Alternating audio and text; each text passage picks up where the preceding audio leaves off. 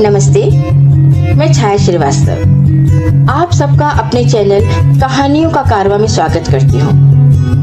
मैं कहानियाँ सुनाती हूँ, कुछ अपनी लिखी कहानियाँ, कुछ हवाओं में तैरती कहानियाँ। आपको मेरा चैनल पसंद आए तो प्लीज लाइक व सब्सक्राइब जरूर करें। नमस्कार, मैं छाया श्रीवास्तव एक बार फिर आप सबका स्वागत अपने चैनल कहानियों के कारवां में करती हूँ। भारत की खोज पंडित जवाहरलाल नेहरू जी की अंग्रेजी में लिखी पुस्तक डिस्कवरी ऑफ इंडिया का हिंदी अनुवाद है। आज मैं आप सबके सामने भारत की खोज का 7वां भाग लेकर प्रस्तुत हुई हूँ।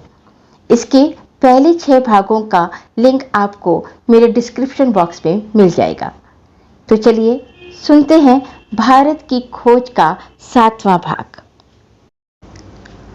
कन्नौज के राजा हर्षवर्धन ने उत्तर से लेकर मध्य भारत तक एक बहुत शक्तिशाली राज्य का गठन किया। वे कट्टर बौद्ध थे।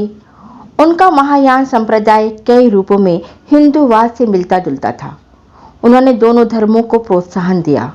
उसी समय प्रसिद्ध चीनी यात्री हुआन सांग 629 ईस्वी में भारत आया था। हर्षवर्धन कवि और नाटककार था।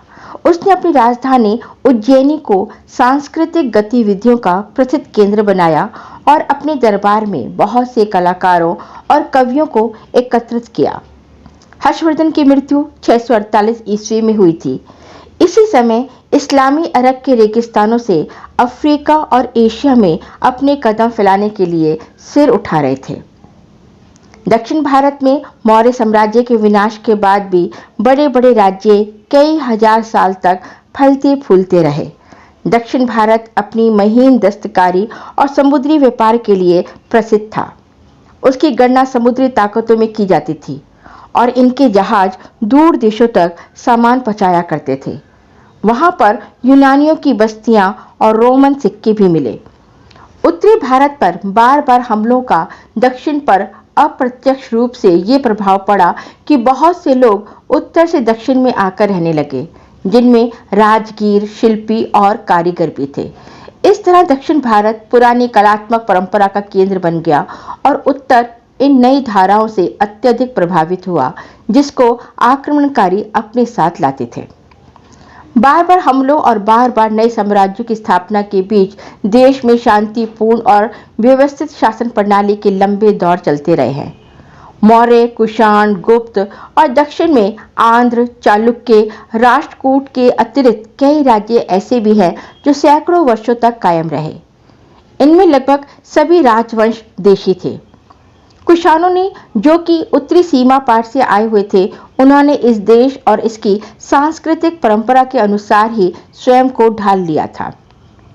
जब कभी 2 राज्यों के बीच युद्ध या कोई आंतरिक राजनीतिक आंदोलन होते थे तो आम जनता के दैनिक कार्यों में कोई प्रभाव नहीं पड़ता था। इतिहास के सर्वेक्षण से इस बात का पता चलता है कि शांतिपूर्ण और व्यवस्थित जीवन के लंबे दौर यूरोप की अपेक्षा यहाँ पर अधिक मात्रा में है। ये धारणा संदेहजनक है कि सर्वप्रथम अंग्रेजों ने भारत में शांति व्यवस्था कायम करने का प्रयास किया। निसंदेह जब भारत में अंग्रेजी शासन स्थापित हुआ तब देश पतन की पराकाष्ठा पर था। राजनीतिक और आर्थिक व्यवस्था लगभग समाप्त हो चुकी थी। भारत में जो सभ्यता विकसित हुई उसका मूल आधार स्थिरता और सुरक्षा की भावना थी। इसी कारण उन तमाम पश्चिमी सभ्यताओं में सबसे ज्यादा सफल भारतीय सभ्यता ही रही। वर्ण व्यवस्था और संयुक्त परिवारों पर आधारित सामाजिक स्वरूप ने अपने उद्देश्य को पूरा किया। इस व्यवस्था ने अच्छे बुरे का भेद मिटाकर सबको समान रूप से जीने का अवसर दिया। ये मजेदार बात है कि जहां पर भारतीय दर्शन ज्यादातर व्यक्तिवादी है और उसकी अधिकांशता चिंता व्यक्ति के विकास को लेकर ही है, वहां पर भारत का सामाजिक ढांचा सामुदायिक था और उसमें सामाजिक तथा सामुदायिक रीति रिवाजों का सख्ती से पालन करना पड़ता था। इन सभी बंदिशों के बावजूद पूरे समुदाय को लेकर बहुत लचीलापन भी था। नए समुदाय अपने भिन्न भिन्न रीति रिवाजों, विश्वासों और जीवन व्यवहार को बनाए रखते हुए सामाजिक संगठन से जुड़े रहे। इसी लचीलेपन ने विदेशी तत्वों को ग्रहण करने में मदद की। भारत में समन्वय केवल बाहर से आने वाले तत्वों के साथ नहीं, बल्कि व्यक्ति के बाहरी और भीतरी जीवन तथा मनुष्य और प्रकृति के बीच भी तालमेल बिठाने की कोशिश की गई। इस सामान्य सांस्कृतिक आधार पर विभिन्नता के बावजूद भी भारत की एकता को स्वीकारा गया। राजनीतिक स्वरूप के मूल में स्वशासी ग्राम व्यवस्था थी। शासन बदलते रहे, पर यह व्यवस्था नींव की तरह टिकी रही। राज सत्ता देखने में स्वतंत्र लगती, लेकिन कुछ रीति रिवाजों और बंधनों से बंधी होती कि कोई भी शासक आसानी से समुदाय के सामान्य और विशेषाधिकारों में रुकावट नहीं डाल सकता था। बाहर से आने वाले तत्व जो इस सभ्यता में विलीन नहीं हो सके, उनका अस्तित्व हमेशा के लिए समाप्त हो गया। इस प्रणाली में उसने अपने आप को और भारत को बहुत क्षति पहुंचाई। भारतीय रंगमंच अपने मूल संबंध, विचारों और अपने विकास क्रम में पूरी तरह आजाद था। ऋग्वेद की ऋचाओं और संवादों में इसकी उत्पत्ति को देखा जा सकता है, जिसमें कुछ सीमा तक बनावटीपन दिखाई देता है। रामायण और महाभारत में नाटकों का रूपांतरण, कृष्ण लीला से संबंधित गीत, संगीत और नृत्यों ने एक विशेष स्थान ग्रहण करना शुरू कर दिया था। महान व्याकरण पाणिनि ने कुछ नाट्य रूपों के बारे में भी वर्णन किया है। संस्कृत नाटक ईसा पूर्व 3वीं शताब्दी तक पूरी तरह प्रतिष्ठित हो चुके थे। हमें जो नाटक मिले हैं, उनमें ऐसे रचनाकारों और नाटकों का परिचय दिया गया है जो अभी तक प्राप्त नहीं हुए हैं। नाटककार भास भी उनमें से एक है। इस शताब्दी के आरंभ में 13 नाटकों का एक संग्रह प्राप्त हुआ है। अब तक मिले संस्कृत नाटकों में सबसे पुराना नाटक अश्वघोष का है। ये ताड़पत्र पर लिखित पांडुलिपियों के अंश मात्र हैं। अश्वघोष धर्मपरायण बौद्ध था। उसने बुद्ध चरित नाम से बुद्ध की जीवनी लिखी। ये ग्रंथ बहुत प्रसिद्ध हुआ और बहुत समय पहले भारत, चीन और तिब्बत में बहुत लोकप्रिय हुआ।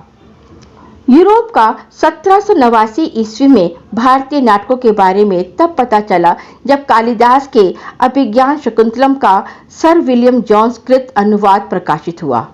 जर्मन, फ्रेंच, डैनिश और इटालियन में भी इसका अनुवाद किया गया। गेटे पर इसका गहरा प्रभाव पड़ा। उसने शकुंतला की बहुत प्रशंसा की। कालिदास को संस्कृत साहित्य का सबसे बड़ा कवि और नाटककार माना जाता है। वे 4वीं शताब्दी के अंत में गुप्त वंश के चंद्रगुप्त विक्रमादित्य के शासनकाल में थे और वह उनके दरबार के 9 रत्नों में से एक थे। उनकी रचनाओं में जीवन के प्रति प्रेम और प्राकृतिक सौंदर्य की झलक देखने को मिलती है। कालिदास एक लंबी कविता है, मेघदूत। इसमें एक प्रेमी जिसे बंदी बनाकर उसकी प्रेमिका से अलग कर दिया गया है, वर्षा ऋतु में एक बादल से अपनी तीव्र चाहत का संदेश अपनी प्रेमिका तक पहुंचाने के लिए कहता है।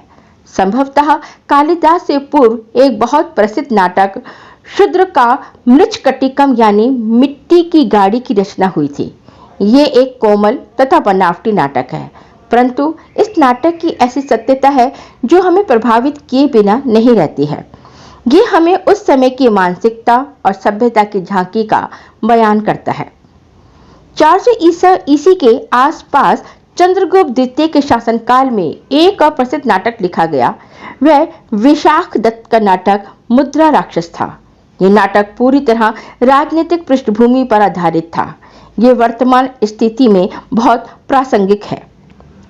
7वीं सदी ईस्वी में नाटककार राजा हर्ष ने एक नया साम्राज्य स्थापित किया। उनके लिखित 3 नाटक मिलते हैं।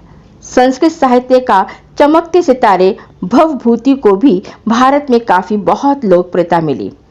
संस्कृत नाटकों की यह धारा कई वर्षों तक बहती रही। 19वीं शताब्दी की शुरुआत में इसका अंत दिखने लगा। प्राचीन नाटकों की भाषा मिली-जुली है। संस्कृत और उसके साथ एक या एकाधिक प्राकृत अर्थात संस्कृत के बोलचाल में प्रचलित रूप नाटक में शिक्षित पास संस्कृत और सामान्य अशिक्षित जन समुदाय, ज्यादातर स्त्रियां प्राकृत में बोलती थीं। इस ऊंचे दर्जे के साहित्यिक रंगमंच के अलावा भी एक लोक मंच रहा है, जिसका आधार भारतीय पुराकथाएं और महाकाव्यों की कथाएं हैं। दर्शक इन विषयों को अच्छी तरह समझते थे और इनका सरोकार नाटकीय तत्व से कहीं अधिक प्रस्तुति पर रहता था। धन्यवाद। तो कैसा लगा आपको भारत की खोज का 7वां भाग?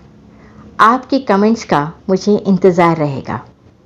तो मिलते हैं अगली मुलाकात में भारत की खोज के अगले भाग के साथ।